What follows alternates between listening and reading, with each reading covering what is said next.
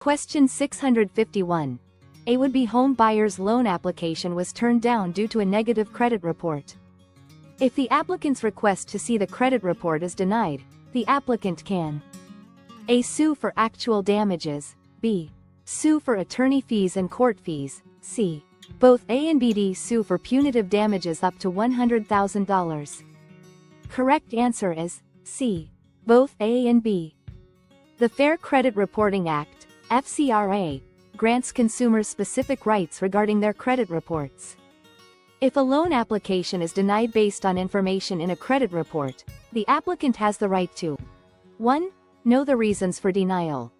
Lenders are required to provide an adverse action notice that includes the name and contact information of the credit reporting agency, CRA, that supplied the report. 2. Obtain a free copy of the credit report. The applicant is entitled to a free copy of the report from the CRA that was used in the adverse decision, provided they request it within 60 days of receiving the adverse action notice. 3. Dispute inaccurate information. Consumers have the right to dispute information they believe is inaccurate or incomplete with both the CRA and the information furnisher, the entity that provided the information to the CRA. If a CRA or a furnisher of information willfully violates the FCRA, the consumer can sue for 1. Actual damages. This includes any financial losses the applicant suffered as a direct result of the violation, e.g., higher interest rates on a subsequent loan due to the inaccurate information. 2. Attorney's fees and court costs. If the consumer wins their lawsuit, the FCRA allows them to recover their legal expenses. The FCRA doesn't specify a cap of $100,000 for punitive damages. The amount awarded would depend on the severity of the violation and the court's judgment.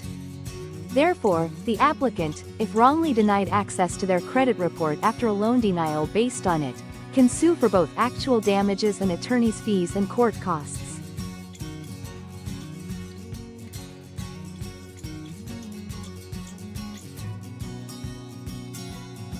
Question 652. Gordy is at the local ice skating rink when some other boys begin a hockey game. Gordy, a big hockey fan, asks to play and is put on one of the teams.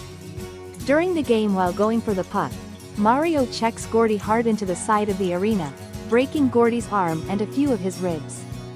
If Gordy sues Mario for battery, Mario will probably A. Lose, because Mario hit Gordy on purpose, B. Win, because Gordy joined the game voluntarily and with knowledge of its rules. C. Lose, because Gordy suffered multiple injuries, D. Win, because Gordy had a duty to avoid being hit. Correct answer is B. Win, because Gordy joined the game voluntarily and with knowledge of its rules.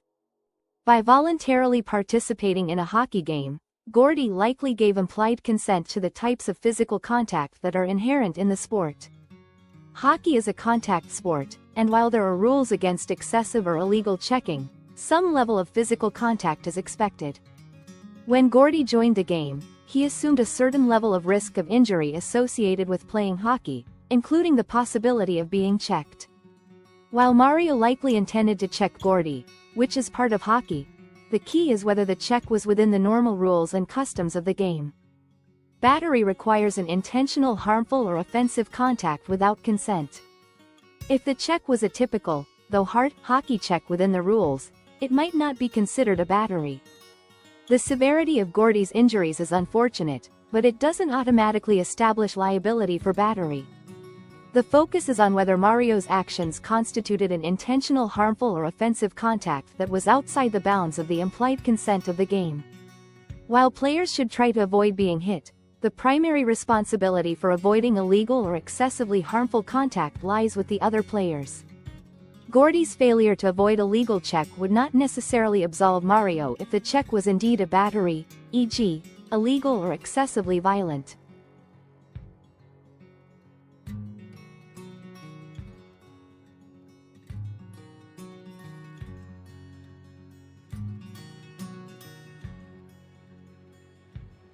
Question 653.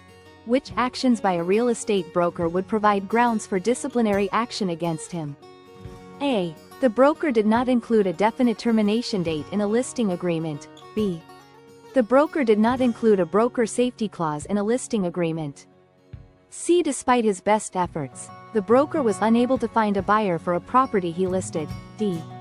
The licensee disclosed to the seller in a timely fashion that a potential buyer once worked for the licensee. Correct answer is A. The broker did not include a definite termination date in a listing agreement. While a safety clause is a common and recommended practice to protect the broker's commission after the listing expires under certain conditions, it is generally not a mandatory requirement for a listing agreement to be legally valid or to avoid disciplinary action. The absence of a safety clause might mean the broker isn't protected after the term, but it doesn't inherently violate regulations. The success of selling a property depends on various market factors and the property itself. A broker is not guaranteed to find a buyer, even with their best efforts. Failing to sell a property, in itself, is not grounds for disciplinary action, as long as the broker acted ethically and diligently according to the listing agreement. Disclosing potential conflicts of interest or relevant relationships is a responsible and ethical practice, not grounds for disciplinary action. This action demonstrates transparency and fulfills the licensee's duty of disclosure. In fact, failing to disclose such a relationship could potentially be problematic. California law, and the laws of many other states, requires that all exclusive listing agreements have a definite termination date. This protects sellers from being indefinitely bound to a listing agreement. Failure to include a specific expiration date is a violation of real estate regulations and can lead to disciplinary action by the Department of Real Estate, DRE.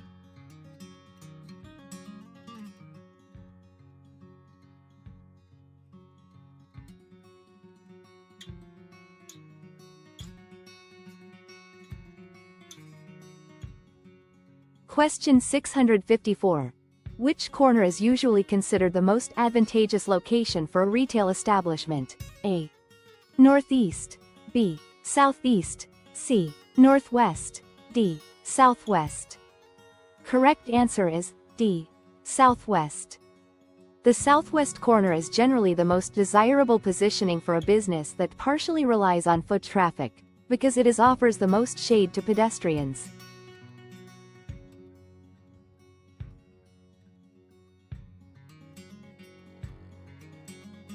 Question 655.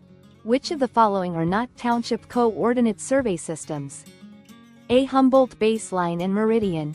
B. Mount Diablo baseline and meridian. C. San Andreas fault baseline and meridian. D. San Bernardino baseline and meridian. Correct answer is C. San Andreas fault baseline and meridian. The Public Land Survey System, PLSS, in California utilizes three primary baseline and meridian systems to divide and describe land. 1. Humboldt baseline and meridian governs surveys in the northwestern part of California.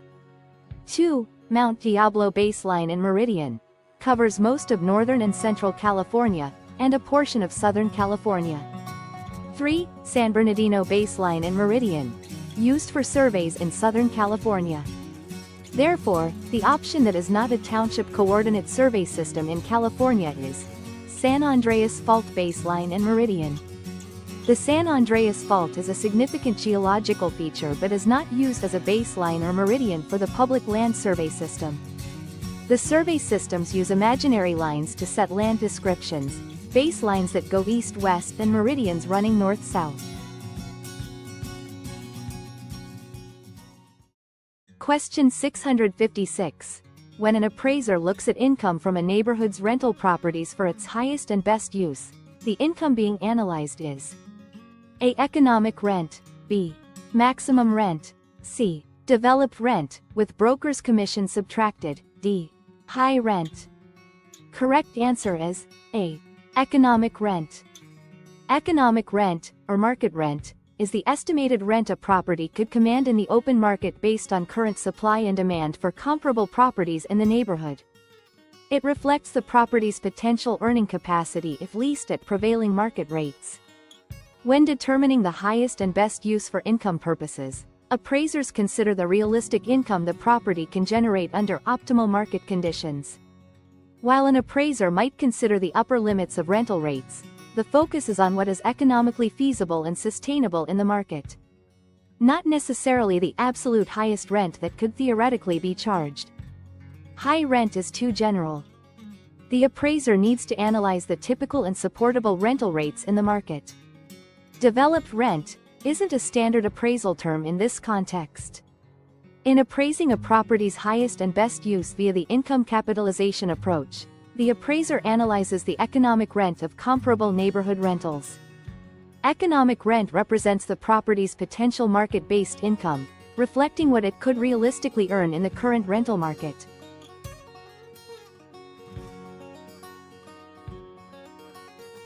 Question 657. By law, federal deposit insurance must cover A. Bank, B. Federally chartered savings and loans, C. State chartered savings and loans, D. Both A and B. Correct answer is D. Both A and B.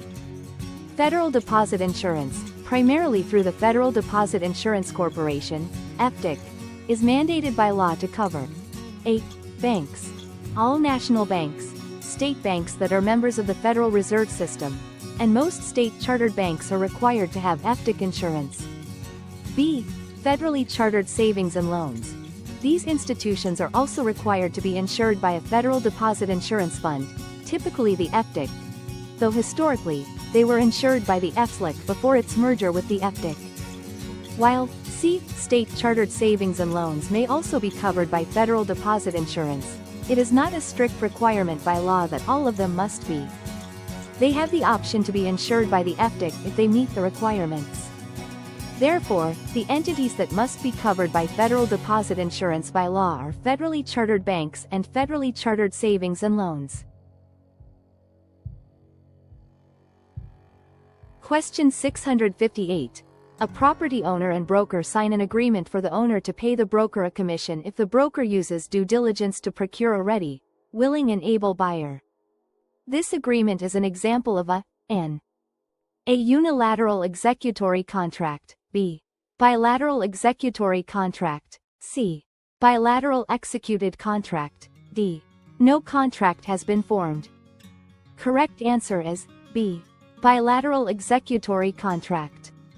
The act of the broker signing the listing agreement and promising to use due diligence to procure a ready, willing, and able buyer establishes a reciprocal obligation.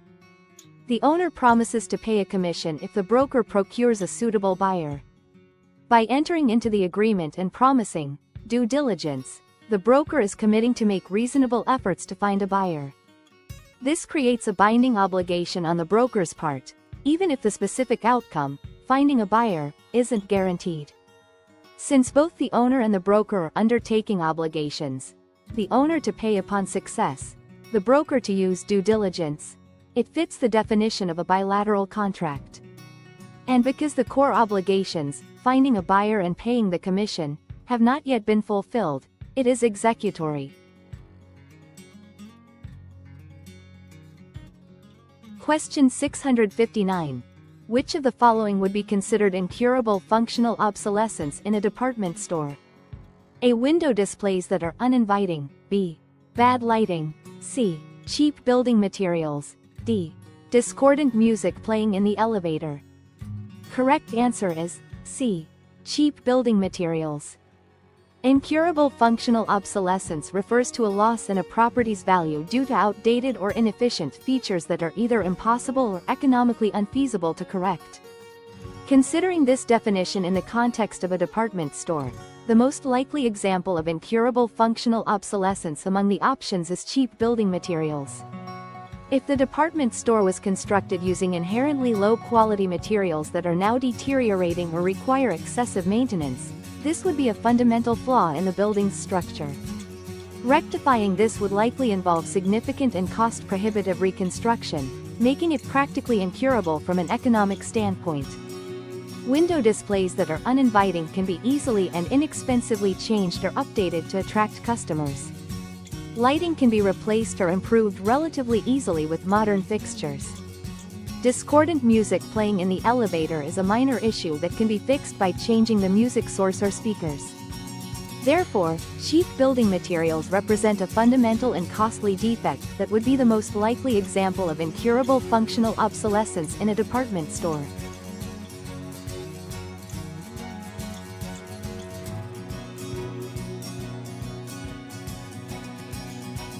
Question 660. In a graduated payment mortgage, GPM, partially deferred payments on the principal loan amount are A. Made at the start of the term with the payments decreasing as the loan matures, B. Made at the start of the term with the payment increasing as the loan matures, C. Deferred until the end of the term, D. Dependent on the rise and fall of the prime rate. Correct answer is B. Made at the start of the term with the payment increasing as the loan matures. A graduated payment mortgage, GPM, is structured with lower monthly payments at the beginning of the loan term. These initial payments are often insufficient to cover the accruing interest, leading to negative amortization, where the unpaid interest is added to the principal balance. To compensate for these lower initial payments and the deferred interest, the monthly payments are scheduled to increase gradually over a predetermined period, typically 5 to 10 years. After this graduation period, the payments usually level off for the remainder of the loan term. This loan is appropriate for buyers who are expecting to earn more in the future when then can make larger payments.